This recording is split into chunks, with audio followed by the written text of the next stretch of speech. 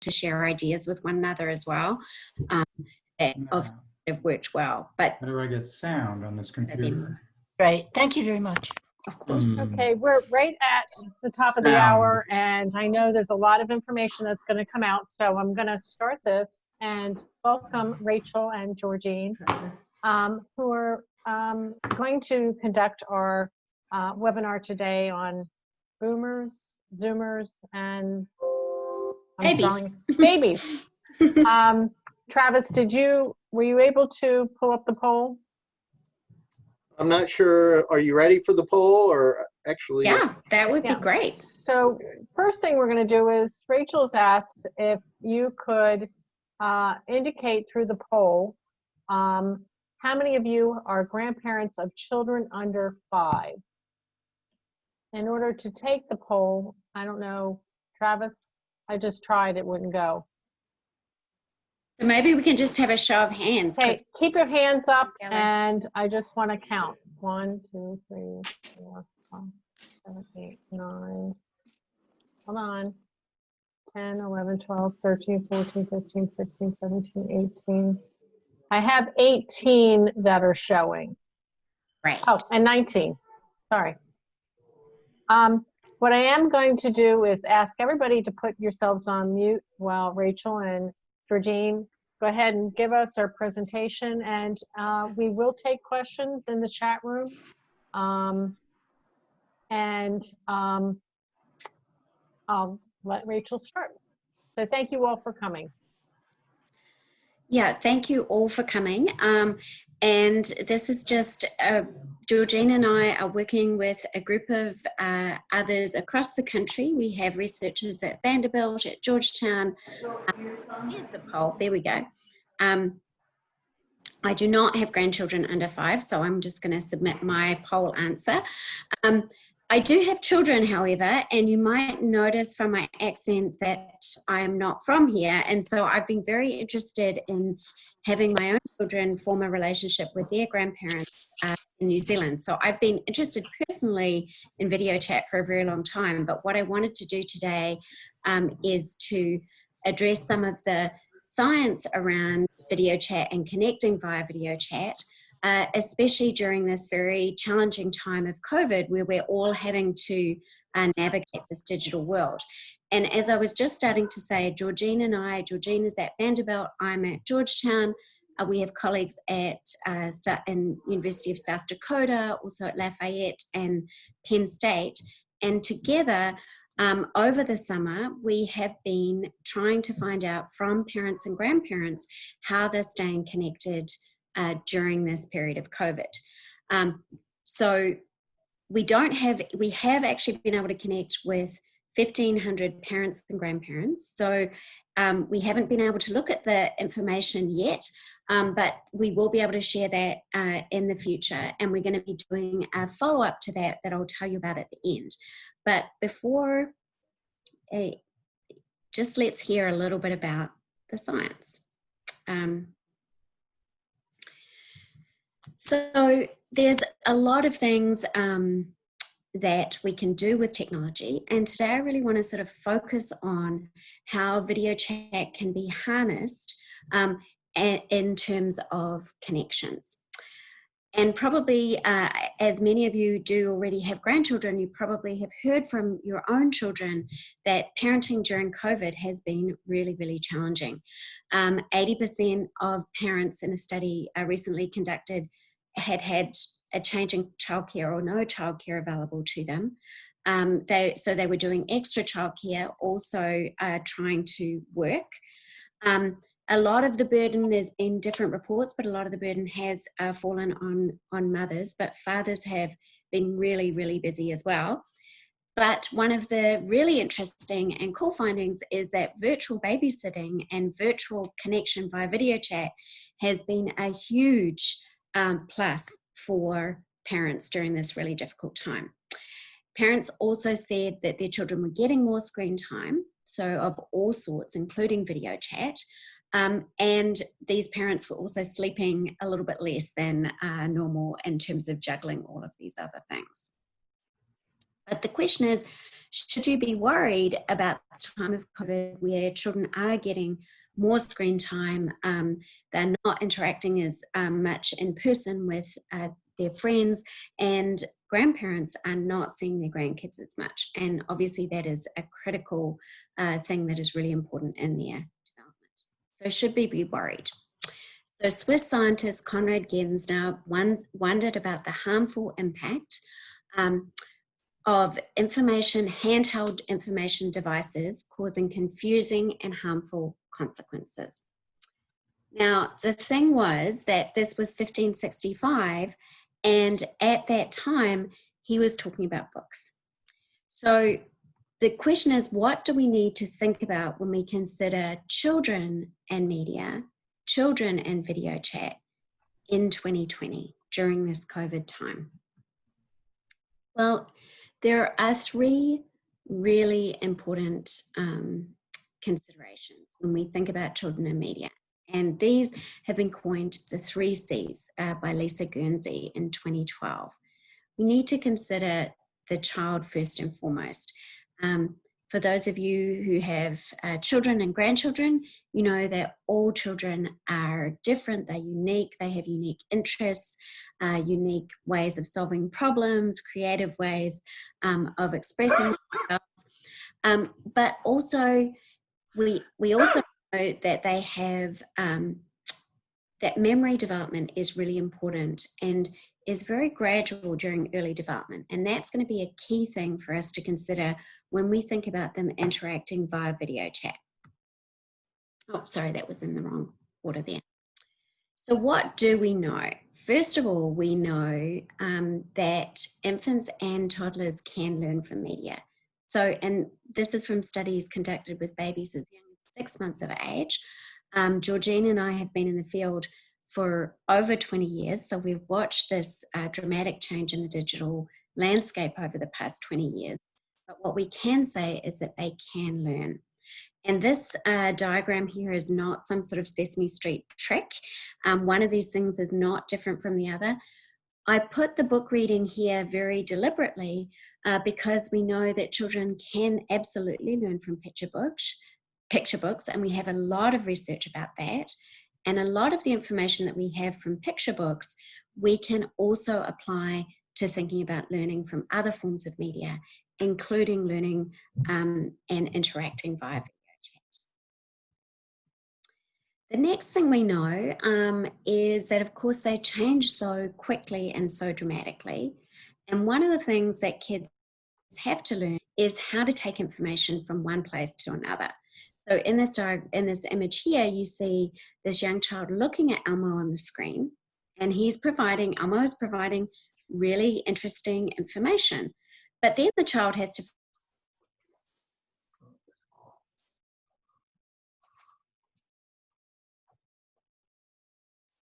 I don't know why.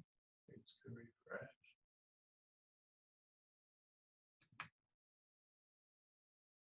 I don't know why she's frozen. Hold up. I believe it's on Rachel's end.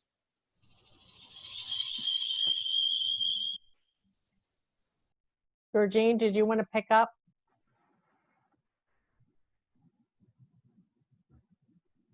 Sure. Let's see how well I can be Rachel, because it's really funny. Our careers truly have developed side by side.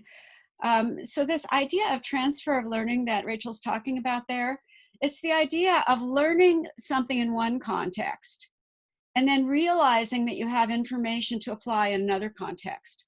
So for example, seeing something in a picture book and realizing that when you go to the zoo, Yeah. that image on the screen, that image in the book is the same thing as the animal you're seeing in real life. And the same thing would apply to the other kinds of media. So I'll let Rachel come back in. No, thank you. It's always, and we are going to talk about the fact that technical difficulties are going to be one of the big challenges that are faced during this time, right? So that was deliberate. My complete disconnection from the internet was deliberate. And luckily, I had Good job. a nice backup from Georgine. And so that that ability to sort of switch off and trade off and explain those difficulties during interactions with young kids is also going to be really important. So as Georgine was explaining, knowing that an animal in the zoo is the same as an animal in the book is kind of hard to match up. But at the moment, we can't really go to the zoo. But the thing that I just want to add in here that I wasn't planning to add is that children can go to the zoo via a webcam, and you can visit the webcam with them and talk about what is going on at the zoo. So you can think about creative ways of doing virtual visits if your child is and grandchild is really interested in animals. Now, I mentioned that children learn less because it's hard to do this transfer, but you can overcome the transfer with caregiver support. And this is going to be the biggest takeaway from this whole presentation, is that interacting via video chat, people on both sides of the screen are necessary. And again, with the unanticipated help and share that Georgine just provided, sort of providing support to one another on either side of the screen is absolutely essential during a video chat. And we know from a number of different video chat studies that I'm going to share with you now that although there's a transfer deficit, video chat has got a lot of features that really help young children. And this is including children up to 10 years of age. We all are probably experiencing this challenge now and probably feel I now have a lot more empathy for young kids after being on Zoom all the time and trying to connect with people via video chat in terms of understanding sometimes the challenges that they face in learning and transferring information. So the most important part here now that I'm going to talk about is encouraging effective video chat. So back in 2016, Elizabeth McClure, who's also working on this project, she and I wrote a chapter, and we said many young children today are geographically separated from their immediate or extended families, and remote communication is an important resource for them. I think that quote is even more relevant in 2020. But the reason why it was why I mention it now and put 2016 is that we're not starting from scratch in terms of trying to understand how children and parents are navigating this video chat world. There have been many parents who have been geographically separated from their babies. And in fact, the military has done a great deal of research and provided a great deal of support to their personnel in order to maintain Skype contact between babies and their parents while parents were deployed. Other areas have been where there has been research has been with families who are separated due to work, due to immigration, due to incarceration. And we also conducted a series of studies with families. So in DC, back in 2015, we asked parents whether or not they used video chat. And many parents in DC were transplants to the city, just like I am. And so they used video chat, and what they said is summarized in this wordle. Parents use video chat to communicate and see and talk to family that are far away. The other thing to note here that we're going to come back to is that this child here is sharing something that they're really interested on the screen. This is going to become a really important factor that young children are really wanting to do, is to share their world with you via the screen. And this image here shows physical contact. So let's dive in a little bit more to what we've actually found in the research. So researchers in Australia had done a series of studies showing that until 7 years of age, children are not good with phones. These disembodied voices don't make much sense to them. So you may have noticed in trying to communicate with your grandchildren via phone, not video chat, that they seem less engaged. And this is because they really don't make the connection. And they did this really interesting study where they had babies and they left them in the room either by themselves, and you can imagine 2-year-olds get pretty upset by this, with a phone where they could hear their parents' voice, or with a laptop where they could see and hear their parents And what they found is that when babies could see and hear their parents, they calmed down. Very similar to if the parent had come back into the room to be with them. And they calm down a lot more, obviously, than being left on their own or by a phone. So the takeaway from this is that video chat can be calming for a baby. Hearing a voice of a person that you know can be calming. And we just did a second study that demonstrated that as well, that's just about to be published.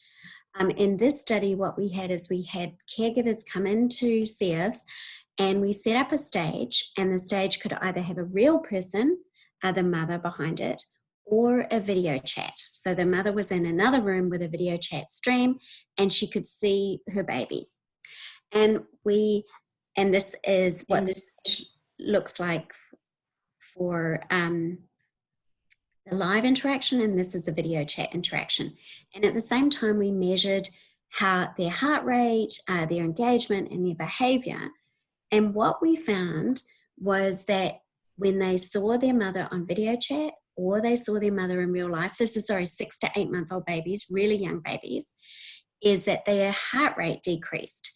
And hopefully right now, all of you are having heart rate decreases, because what that means is that you're interested and engaged in what you're seeing and hearing.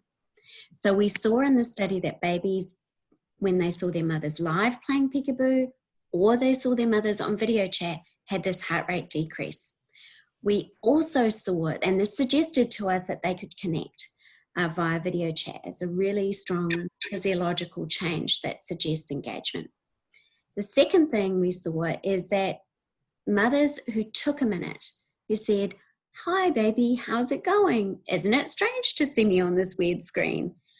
Before they started playing the peekaboo game, those babies were more likely to smile, suggesting that the parents who sort of took a minute to orient their baby, to make sure that they were checked in, were more likely to be engaged. And so this is kind of a nice thing for us to think about when we go on video chat with our parents and grandparents and grandkids, that they might just need a little minute to connect with us before we launch into some exciting games. But the final takeaway from this study was that games like peekaboo can be really fun and really engaging. And so a lot of what we know as parents and grandparents can be adapted a little bit and used via video chat. And that's where the creativity comes in and how we can use this video chat.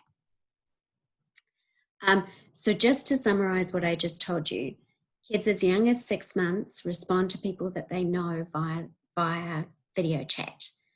And another series of studies by Lauren Myers, who is also on our video chat Boomers, Zoomers and Babies study, she has found that even if a baby has not met the person, if it's a stranger who video chats them just for 3 times over the course of the week, and then she meets that person in real life, she will recognize them.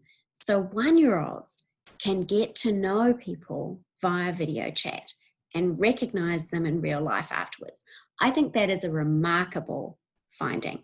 So even if you're not seeing your grandchild for a while, but staying in touch via video chat, it's likely that they would recognize you once you come back to see them later on. Another thing that is useful to think about when we think about video chat is that repetition really helps. So I'm not sure if any of you have ever had to read the same storybook over and over to a child, or watch the same episode of Dora the Explorer or Blue's Clues, or Arthur. I'm just thinking of all the ones that I watch with my children over and over. The reason why they're wanting to do that is that repetition is helping them learn. Remember, I mentioned earlier that learning from screens is hard for young children. Repetition, what happens is they're picking up new pieces of information. So if you have a book on at your house and there's the same book at your grandchild's house, then reading that book together and reading it a couple of times will be really engaging. And there's just one more new piece of research that I didn't put on here, that we found out that preschoolers when they read a book via video chat, they learn the content and comprehend the content just as well as a face-to-face interaction. So having that book reading via video chat can be really effective.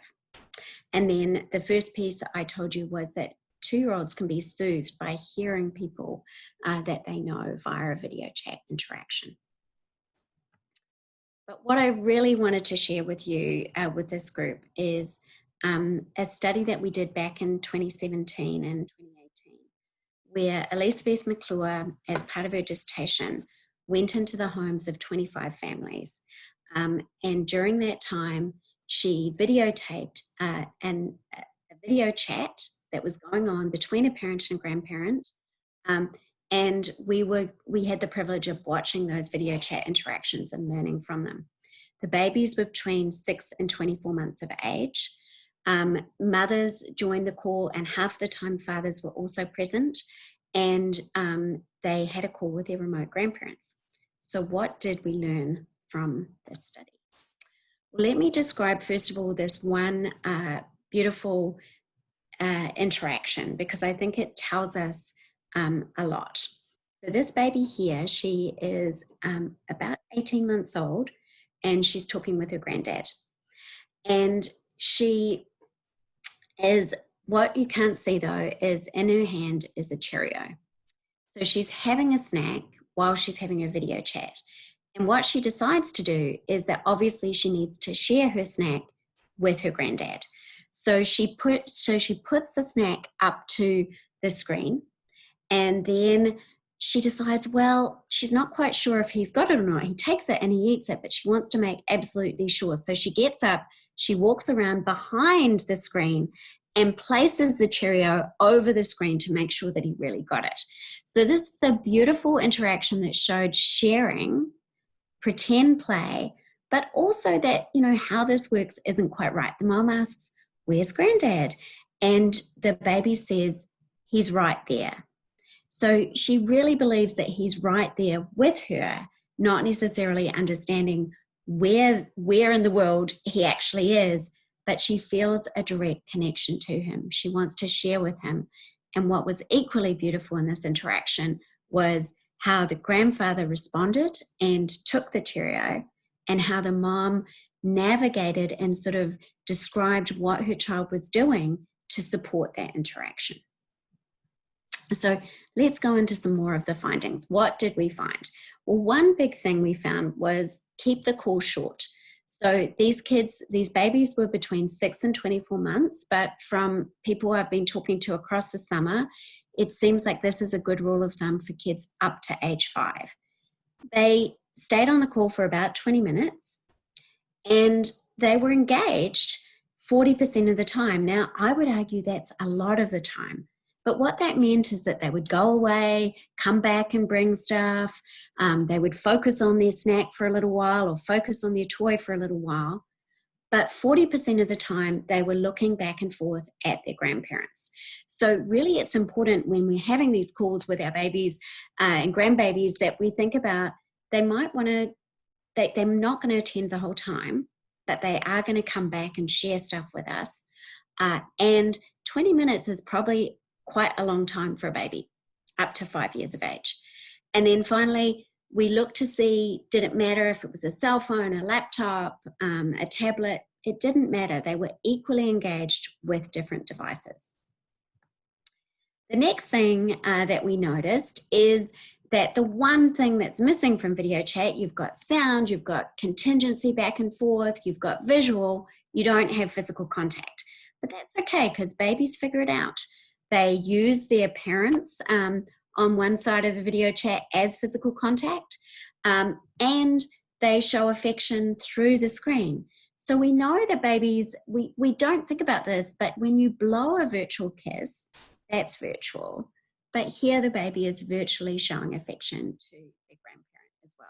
So they figure out a way to get around this loss of physical contact. I already did my demonstration earlier for you, planned or not, that you need to talk through technical problems because they will happen. So in one instance, so that the baby is not surprised that suddenly this person disappeared. Like it was a really disruptive that suddenly my internet cut out when I was giving this presentation. But what Georgine did is just step in.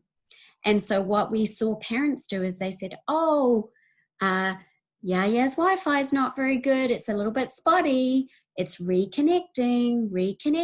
There she is. She's back again, right? And sometimes it's going to be disconnections because the baby touches the red button and hangs up. But the nice thing about video chat is that you can reconnect fairly easily. And this was the most fascinating and lovely thing that we saw that I described in the example just earlier. Children from 9 to 24 months develop in their ability to share attention, and this is called joint visual attention. It is hugely important for language development. It's hugely important for social development. And essentially what it is that babies from the very beginning are interested in other people. Parents and grandparents help guide them in their interest and show them things. And then around 9 months, something magical happens where babies start to point and want to share the world with you as well. Around 24 months, around 18 months, babies will start to also be able to know when you point to something that's behind them. So why am I telling you about this in video chat? It's because it's a little bit more tricky in video chat. Because even though I've been trying to focus on looking at the camera, I keep looking at the middle of my screen. And so this eye contact is a little bit offset. So when I try to point to something off screen, or the baby tries to point to something that is in the grandparents' world, it might be a little bit hard to match them up because of this misalignment. So what we did is we looked to see, and it's of course much easier out in the real world. So we looked to see what did grandparents do, we looked to see what babies did, and what we found out is that sometimes when the video call started, grandparents were so excited to see the baby that they leaned in like this. This has happened many times with my parents, but what happened is that parents said, hey, we can't see you, and that got fixed straight away. We also looked to see what did babies want to do. So this baby here wants to see what's going on in the grandparents' world and is pointing to something in the grandparents' world. The mother at this point is then saying, I think it was a dog going past, the family dog in the grandparents' house, said, oh, he really is so excited to see your dog. And that's called a cross-screen joint attention. And then this baby here, he is trying to show his space shuttle to his grandparent on the phone. You might notice there's a slight problem there because when I try to do this, all you can do, you can't really see what I'm trying to show you. So again, what his mother did then is say, oh, you need to move the phone a little bit further away so your granny can see the space shuttle. So, but this baby really wanted his granny to see the space shuttle, and this baby on the right really wanted his grandparents to tell him about what was going on in their world.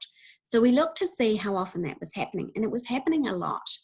In these 20-minute calls, about 2.5 times a minute, someone tried to share content with each other in each other's world. And they did it really successfully. Older babies started this more often, and they were more likely to bring stuff to the screen to show their grandparents. And across the screen was later. And that makes sense given how joint attention develops out in the real world. So everything that you know as parents and grandparents about child development and things that babies are interested in, things that they learn at different ages, this we can apply to the real world, and we can apply in video chat. So this example here shows that joint attention, how they're developing, how their understanding is developing in the real world, also translated over to video chat. So that kind of gives us some ideas of what we can try on video chat to make it a fun experience for everyone. Now this, I'm getting to right to the end here. Just a couple of things to keep in mind. Many of you may have grandkids who are different ages. So how do you sort of include and the different siblings? Well, one thing to do is that you might do something that's a shared activity. So you meet during dinner time or snack time, or you read a book. And I just mentioned that preschoolers can learn this from a video chat book reading, which is kind of exciting. The other thing is start early. Some people think, well, maybe the newborn baby doesn't want to see me or can't interact with me. But we know that babies recognize their mother's own voices at birth. By 1 year, they recognize parents and strangers after just a few interactions.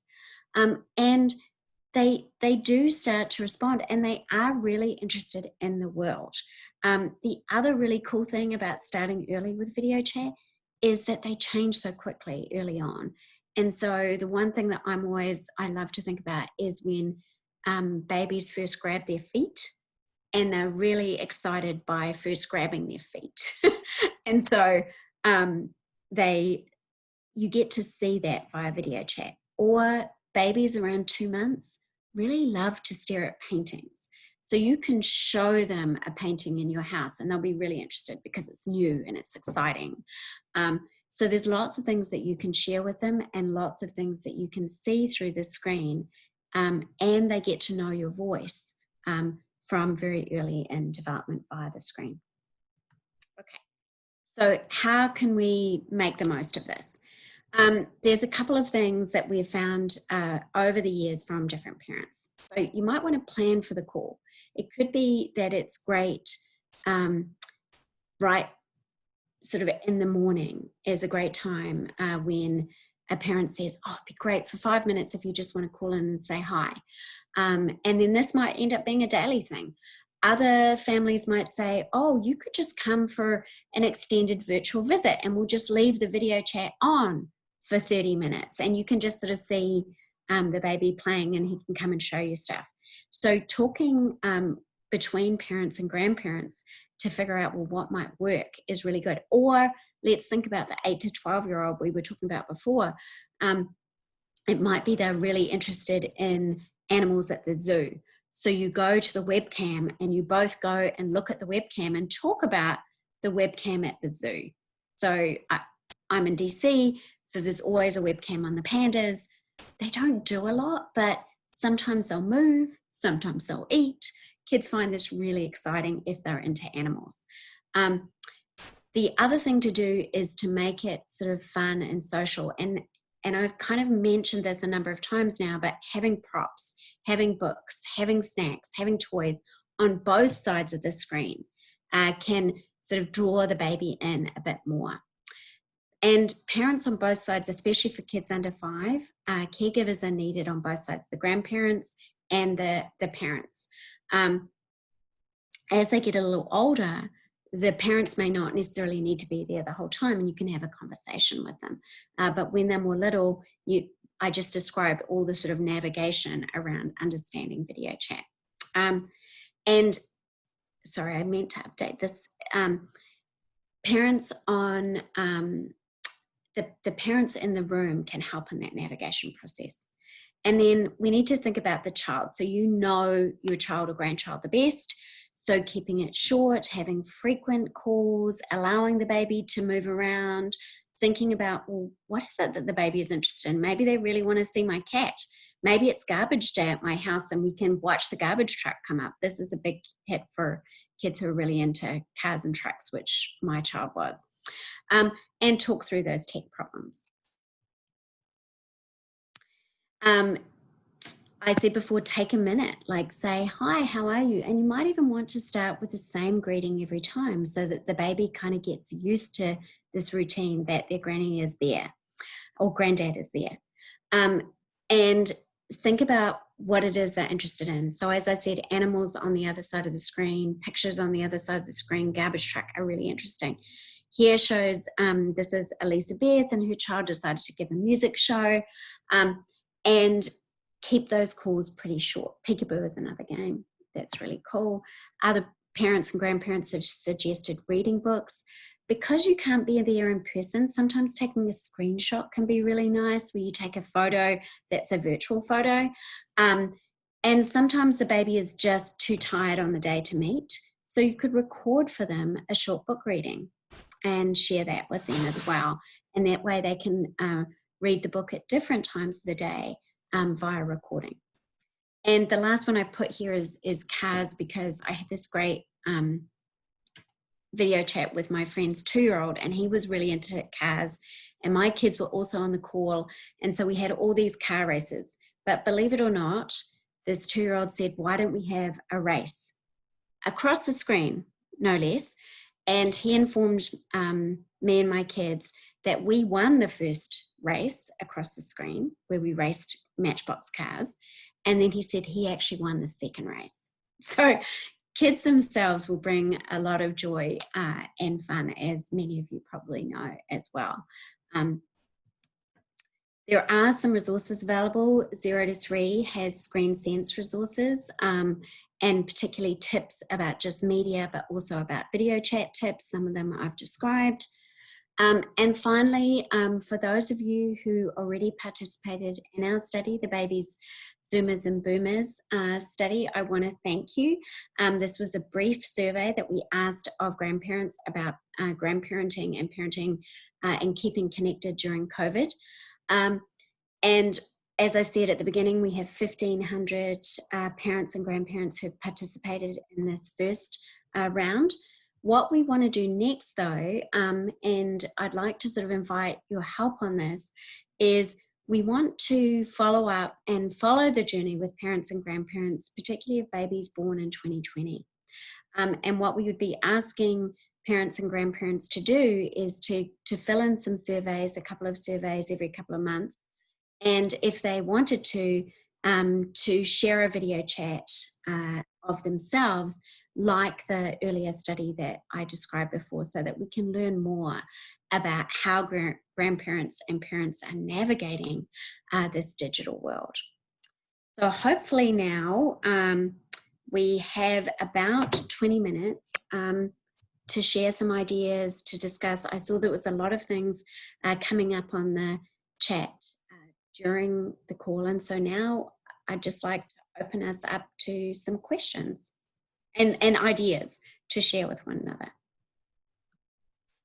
Well, Rachel, that was really interesting. It makes my mind go every which way, because I have twin granddaughters that are 3 and a grandson that is 8 months old. So he was born during this time period.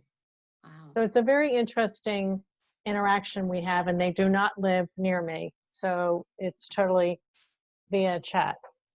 One of the things that we were doing with the twins was having an exercise class. Oh, cool. So like baby Zumba, and they had an attention span, the twins, of about 5 minutes, but that was okay. It was an interaction. Oh, that's fun. Everything you said as far as the touch. Oh, good. Yeah, it was good. I mean, just something simple, you know.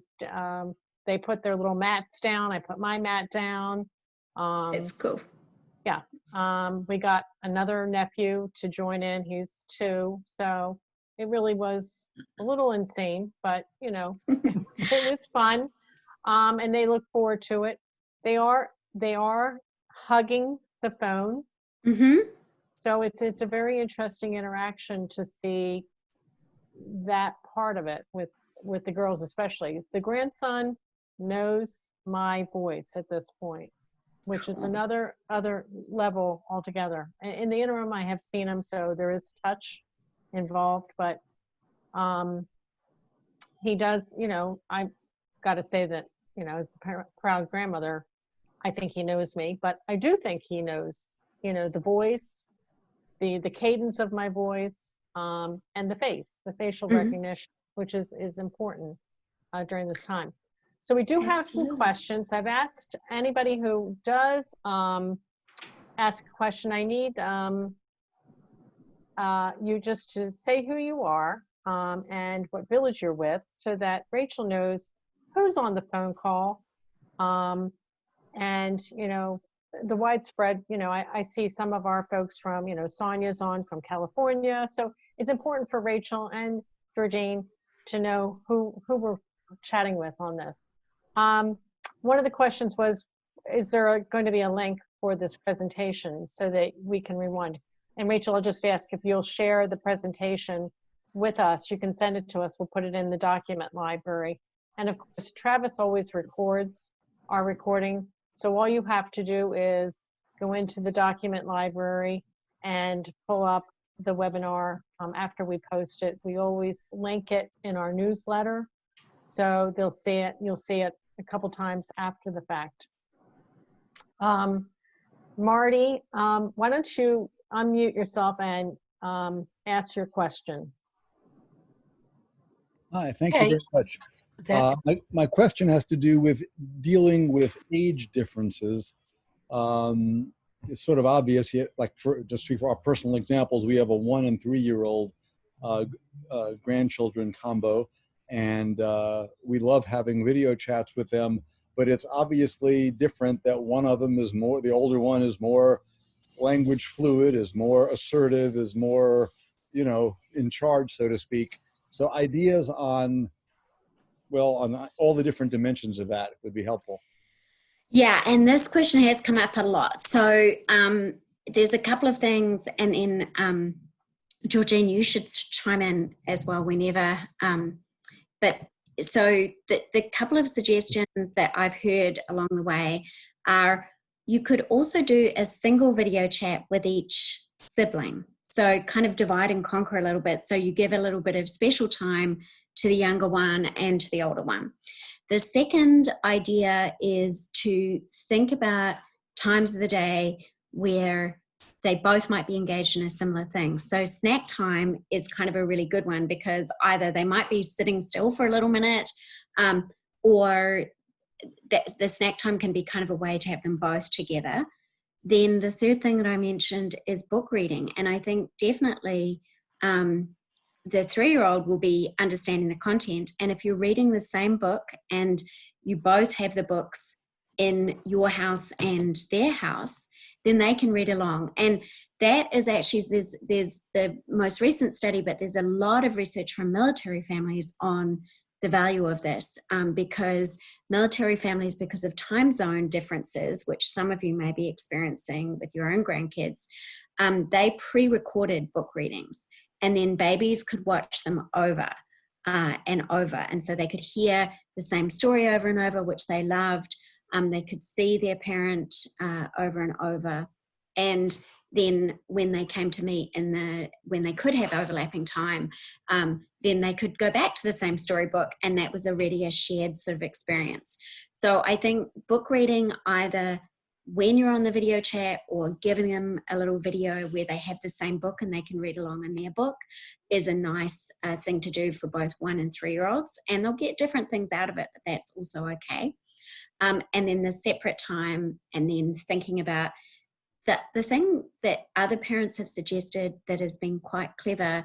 The exercise class is a new one, which is a great idea, but also bringing the phone outside so that they're at the playground. So the younger kid might be able to, or just outside in their backyard, the younger kid may then bring you a leaf to show you a leaf. It's coming up to fall. That's why I was thinking of that. I'm sure that the 1-year-old will bring you a leaf to show you the leaf if they're outside.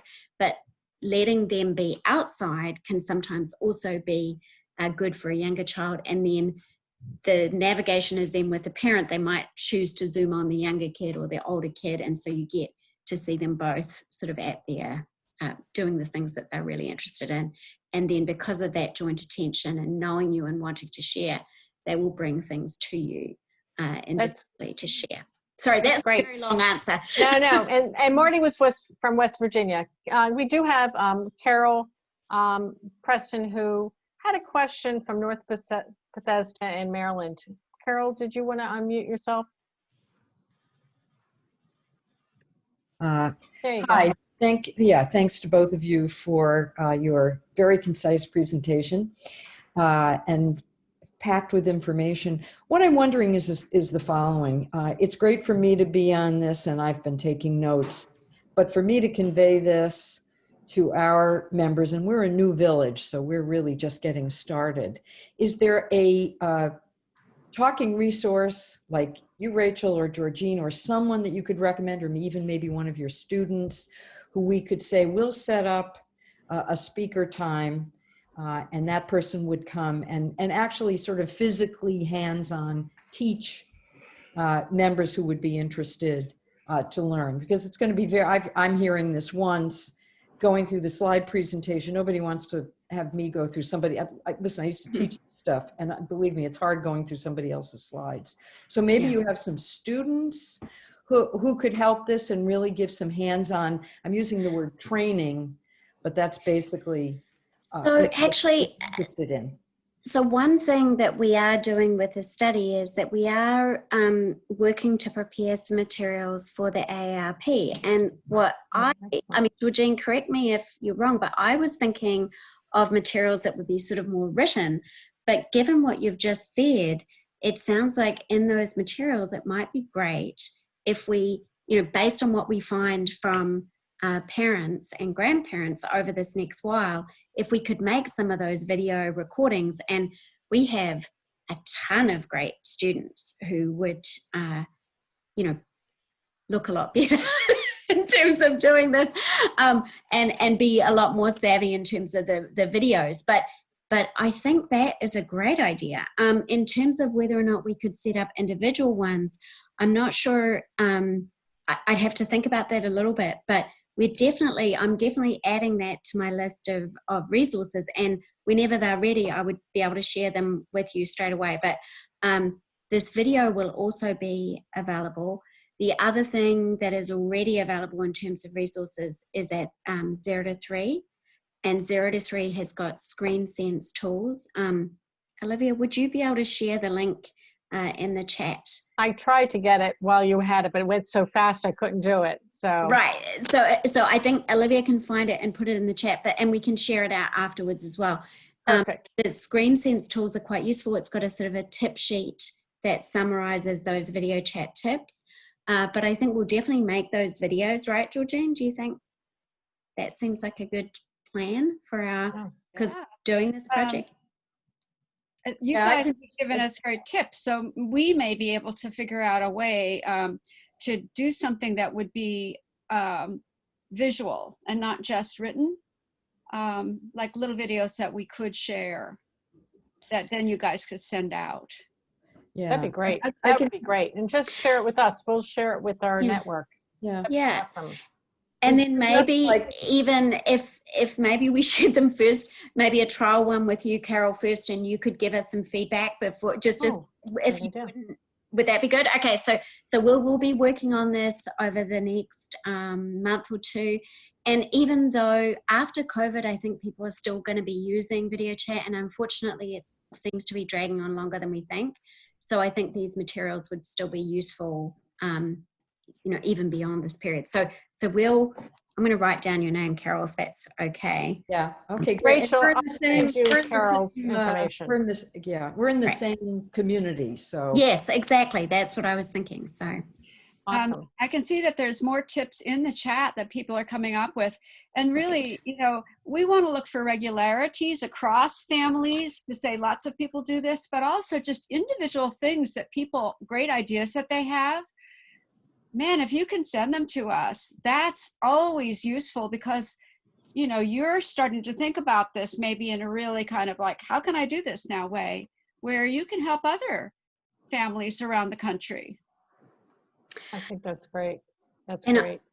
I think, like everything that I said in the presentation today, I learned from parents and grandparents. So this is I'm just kind of sharing out information that we have acquired over the past, the group that are working together.